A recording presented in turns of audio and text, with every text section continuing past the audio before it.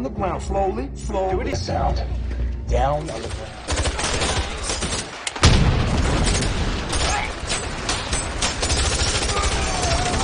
We can punch through the black and white.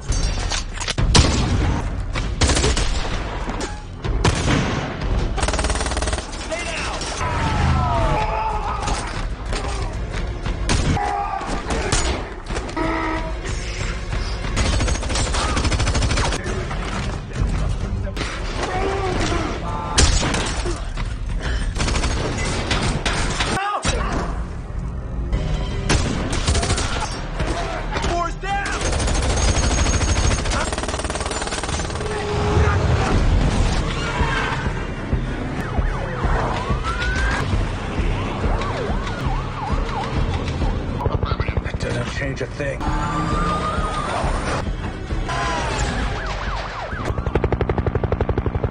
Di awal film, terlihat dua orang yang bertugas mengantarkan uang menggunakan truk berlapis baja, namun di tengah perjalanan, tiba-tiba mereka dihadang oleh sebuah truk molen. Pada awalnya, mereka tidak curiga. Akan tetapi, orang yang mengendarai truk molen itu adalah para perampok. Namun perampokan tersebut, mereka berhasil membawa kabur sejumlah uang. Para perampok itu bahkan membunuh petugas dan seorang warga sipil. What's the play?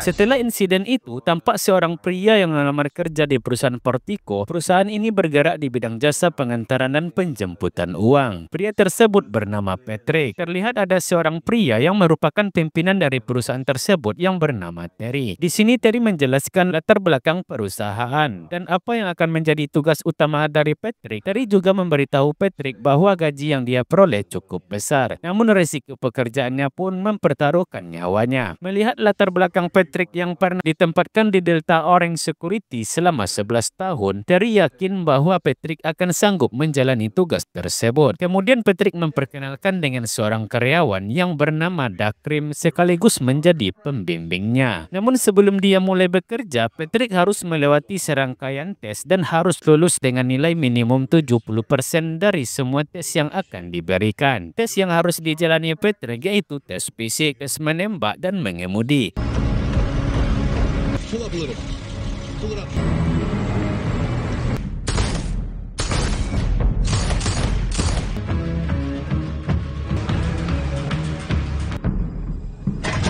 Setelah melewati tes tersebut, Patrick dinyatakan lulus dengan nilai tepat 70% sesuai standar dari perusahaan. Lalu Dakrim memperkenalkan Patrick dengan petugas lainnya, namun Patrick tidak begitu mendapat respon dan bahkan diremehkan oleh para petugas di sana. Without sticking his tongue out. You're in love with your new partner. Along just fine. We're the prey. Di hari pertama Patrick bekerja, dia didampingi oleh Dakrim dan rekannya yang bernama Citrot. Selama dalam perjalanan, Citrot selalu mengemprosi Patrick dengan risiko dari pekerjaan tersebut. Pada hari itu, mereka bertiga diberi tugas untuk menjemput uang di salah satu bank. Dan tugas tersebut berhasil mereka jalankan tanpa ada hambatan sedikit pun. How's your boy doing?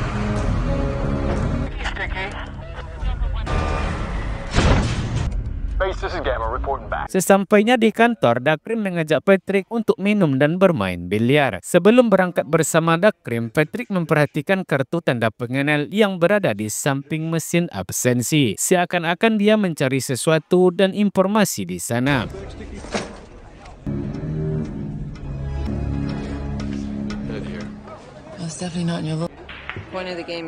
Setelah sampai di tempat biliar, Patrick berkumpul bersama rekan kerjanya. Dan di sana terlihat seorang yang bernama John. John adalah mantan karyawan yang pernah bekerja di perusahaan yang sama dan kini posisinya digantikan oleh Patrick. Di situ para petugas lain mulai memprovokasi John dan hampir terlibat keributan dengan Patrick. Namun Patrick yang aslinya sangat brutal, dia pun menghadapi John dengan tenang. Keesokan harinya, mereka bertiga diberi tugas untuk mengantar uang ke pelabuhan. Sesampainya di pelabuhan, Patrick dan Citrod menunggu di mobil, sedangkan Dakrim turun untuk mengantarkan uang. Terlihat Citrod yang mulai gelisah karena menunggu Dakrim yang terlalu lama mengantarkan uang dan jumlahnya hanya $10.000. Tanpa mereka ketahui, ternyata Dakrim mendapatkan masalah. Dia disandra oleh perampok yang berada di kapal. Di situ para perampok mengancam akan membunuh Dakrim jika Patrick dan Citrod tidak menuruti perintah mereka. Mendengar hal tersebut, Citrod mulai panik. Lalu Patrick mencoba menenangkannya. Citrod yang memang seorang pengecut mengatakan kepada Patrick untuk meninggalkan Dakrim karena di dalam mobil mereka masih ada uang sebesar $2,5 juta yang harus diselamatkan. Namun Patrick tidak sependapat dengan keputusan Citrod. Patrick menjelaskan kepada Citrod bahwa dia tidak boleh meninggalkan Dakrim sendiri karena Dakrim adalah rekan kerja mereka. Mereka berdua pun menuruti perintah dari perampok tersebut demi keselamatan Dakrim. Kemudian Citrod dan Patrick diperintahkan menuju suatu tempat di mana perampok tersebut sudah menunggu di sana bersama Dakrim yang telah disandra. Sesampainya di sana, mereka berdua diperintahkan untuk memindahkan uang ke mobil milik perampok tersebut. Dengan sengaja Patrick menjatuhkan tas uangnya tepat di samping mobil dengan tujuan agar perampok yang berada di dalam mobil keluar untuk mengambilnya. Setelah salah satu perampok itu turun dari mobil, sesuatu yang brutal pun terjadi. Dengan cepat Patrick melumpuhkan semua perampok itu dengan hanya satu tembakan dan tepat sasaran. Next time, you fuck nut! Sorry.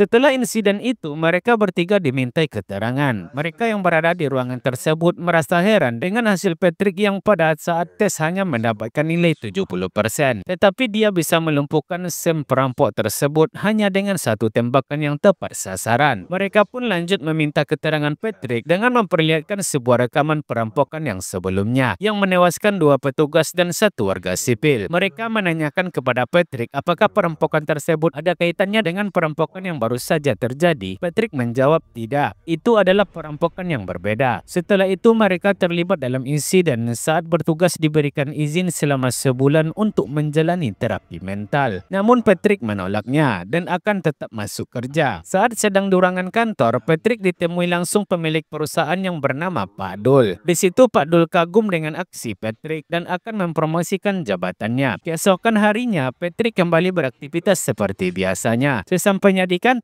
dia mendapat pujian dari rekan kerjanya atas aksinya kemarin. 3 bulan kemudian, terlihat hanya Patrick dan Dakrim yang bertugas mengantarkan uang. Di tengah perjalanan, tiba-tiba mereka dihadang oleh sekelompok perampok. Lalu perampok itu meminta mereka berdua keluar dari mobil.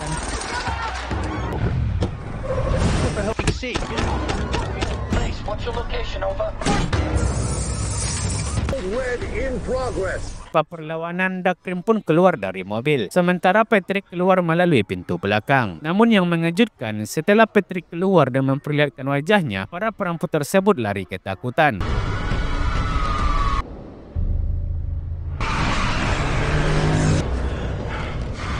Kita semua pastinya dibuat semakin penasaran siapakah sebenarnya sosok Patrick ini. Di sini Patrick membuat semua rekan kerjanya heran dengan aksinya tersebut dan dia dianggap sebagai seorang psikopat oleh Terry. Saat hendak pulang, Patrick bertemu dengan seorang wanita yang bernama Dana di mesin absensi. Di situ Dana mengajak Patrick untuk minum di rumahnya. Saat Dana sedang tidur, Patrick segera membangunkannya dan menginterogasinya. Di sini Patrick menemukan beberapa ikat uang dan memaksa Dana memberikan penjelasan dari mana uang tersebut dia peroleh. It's very important. My own fucking house.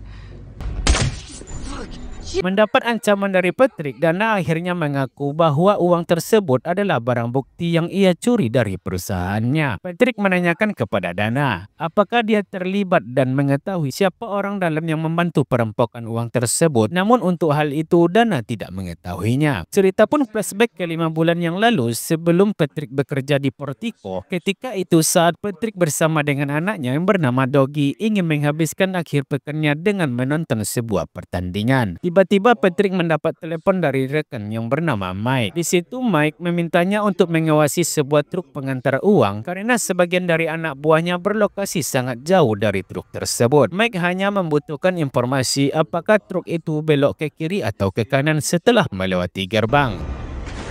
Left or right. That's all you have to turn to the base. We can't do it. Dari sini kita bisa mengetahui siapa sebenarnya Patrick dan apa latar belakangnya. Ternyata Patrick sebenarnya adalah bos dari sebuah kelompok yang memiliki tugas merampok uang. Singkat cerita, Patrick kemudian bersama anaknya bergegas pergi dan berpura-pura membeli makanan. Untuk mengawasi kemana truk itu berbelok, setelah beberapa menit truk itu keluar, Patrick pun memberikan informasi kepada Mike bahwa truk itu berbelok ke kanan. Awalnya truk itu akan dirampok oleh kelompok Patrick. Namun di waktu yang sama ada perampok lainnya yang sudah lebih dahulu menghadang truk tersebut. Sementara itu, Doggy yang menunggu sendirian di mobil melihat dengan jelas aksi perampokan itu. Doggy mencoba menghubungi ayahnya namun tidak terhubung. Kemudian salah satu perampok tersebut memaksa Doggy untuk keluar dari mobil dan menyuruhnya tiarap. Ketika Patrick hendak kembali ke mobil, dia melihat anaknya yang sedang diancam oleh satu perampok tersebut. Namun sayang, Patrick terlambat menyelamatkannya sehingga anaknya Matoy ditembak oleh perampok yang bernama Zan.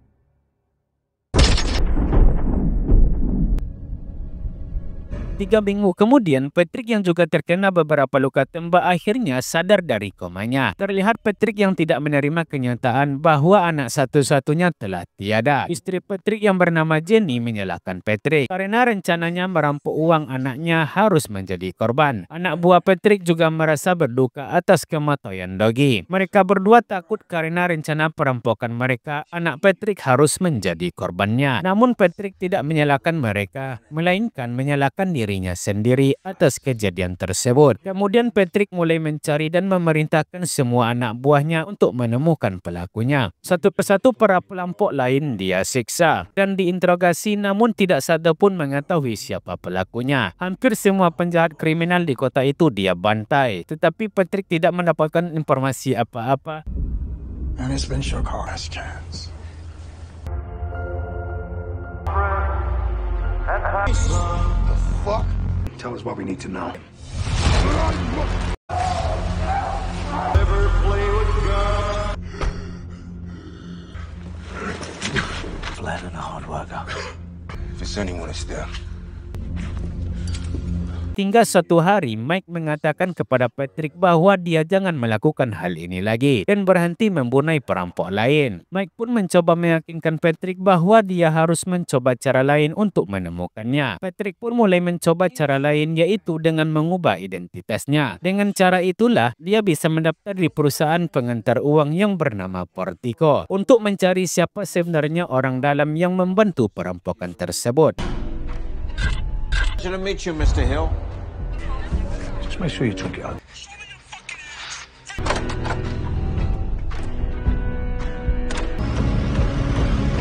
Pull up a little. Pull it up.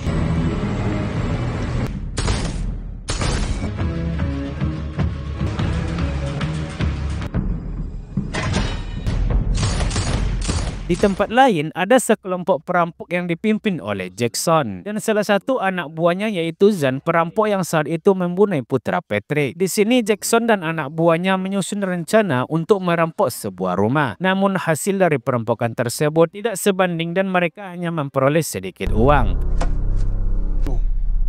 110. That is what is left. Protect.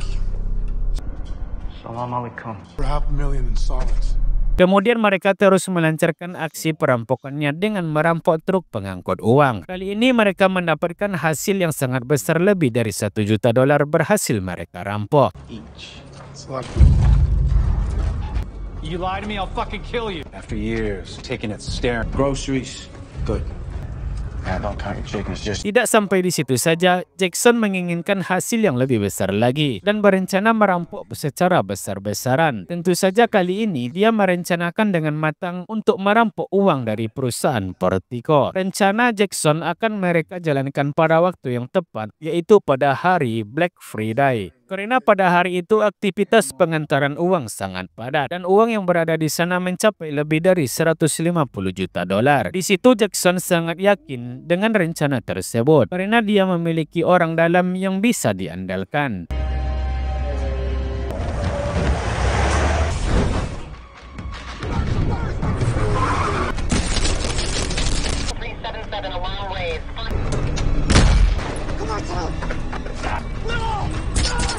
Singkat cerita, Terry mempersiapkan dan memberikan arahan kepada anggotanya agar semuanya berjalan sesuai rencana.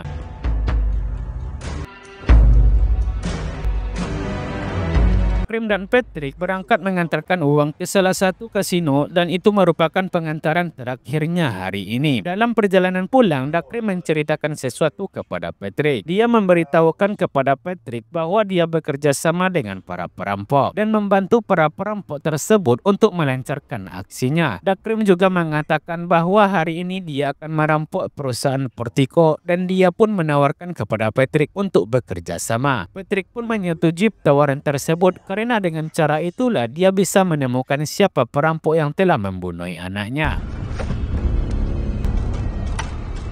Lalu Patrick dan Dakrim menjemput para perampok itu di sebuah gedung. Para perampok tersebut masuk ke dalam mobil pengantar uang agar mereka lebih mudah menerobos masuk ke dalam perusahaan.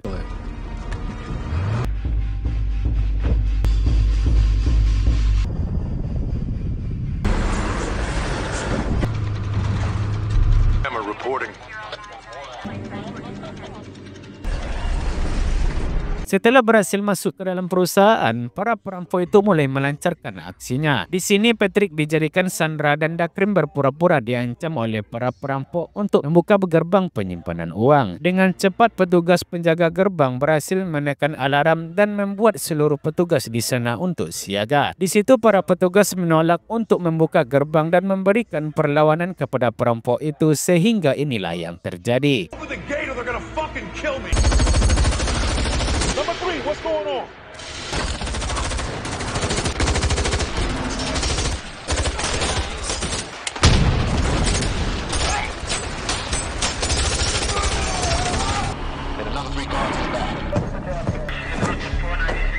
Sementara itu, Patrick yang masih terikat belum bisa berbuat apa-apa. Dana dan rekan timnya yang bersembunyi di dalam mobil berhasil menelepon tim SWAT. We can punch through the black and white.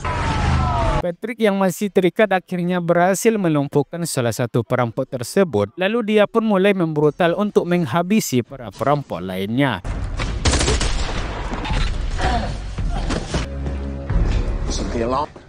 What do you want us to do? Down. I repeat, 4 is down. Terlihat Patrick yang memasukkan sebuah ponsel ke salah satu tas yang berisi uang.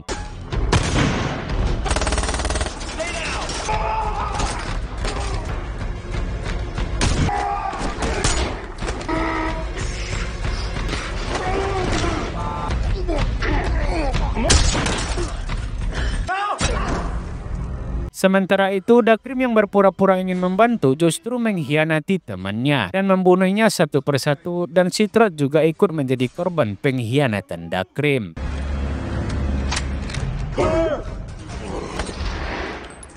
Patrick yang terluka parah terus memberikan perlawanan kepada para perampok itu. Tanpa disadari, Dakrim menembak Patrick dari belakang dan para perampok pun berhasil kabur.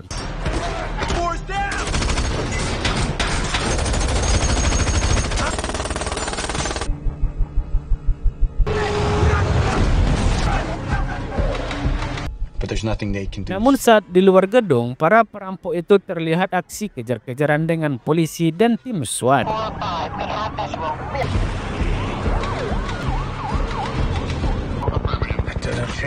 Pada akhirnya, mereka pun berhasil kabur dan masuk ke dalam sebuah gedung. Sesampainya di dalam gedung tersebut, Zan dan Dakrim mulai memindah uang jutaan dolar itu sebelum para polisi masuk ke sana. Sementara itu, Jackson yang tidak bisa berbuat apa-apa harus mati dibunuh oleh Zan.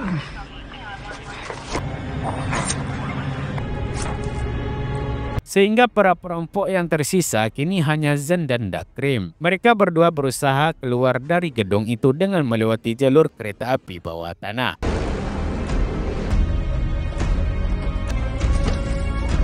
Setibanya di ujung lorong, Dakrim malah mencoba untuk membunuh Zan dan sedang membuka gerbang. Namun sayangnya Zan lebih dulu membunuhnya.